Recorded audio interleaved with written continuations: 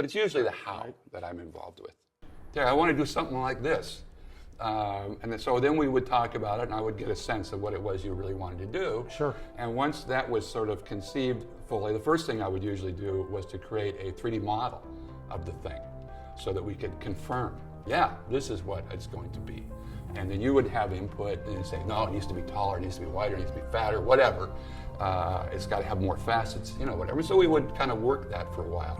And eventually that model would become templates, as patterns, whatever, and then my involvement typically was over. We put a line on a piece of paper. What is it about I would say to you, what is it about a line? I mean, what do you think a line is? A line is like, it's the extension of a point. It's a whole bunch of points lined up. It's also the edge of a plane. A time is just a point along a line. My job was just to help them get through that process. Right. Stripe paintings and some dot paintings. And that was a true collaboration. The little pieces I stole out of your studio, dipped in resin and put them up for sale, right? So because you need it's a larger area to work, you need to use the surface behind you.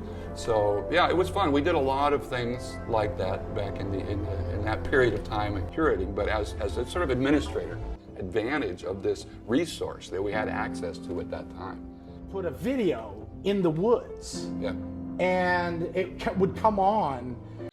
Put a freestanding video in the woods. That means that it's going to have to be battery powered. How do we charge the battery where there's solar? How do we turn the thing on at night? How do we turn it off? And deprogrammed it by pressing the buttons and figuring out what it did. The Arduino would kick in, it would send remote control signals to the projector. The projector would then play the video. It just didn't work 4 or 5 times at night. Right. Making some other adjustments, putting the solar panel higher up in the we had tree. to climb up we had the to climb a tree and with put it up. some train, and I had some abstract video with some, some And stuff. you had some vocals in there as well. So it would draw you over, especially if it was on. And for these glass lenses. For the woods project, on the walls and the ceiling of the space as well. Span. You may think you're going to point B. Hours and your... You get this gas-powered sawzall that cuts concrete, cutting the chunks up with this bandsaw with this throat of 16-inch respirator and gloves, and I'm just choking on the splinters in there. And just make use of it, recapture it, because it got cut up into little cubes. The towers that I made. Out of... The projection would really slow down as... Right. But you did get the colors and... Control all those individual pixels and create imagery.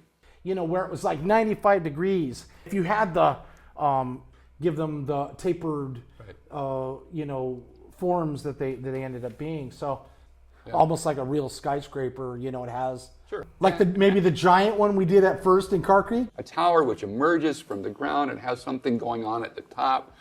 Those were fun because going from a sketch to making a three-dimensional model on the computer. A strong, when you multiply that out like an onion, right?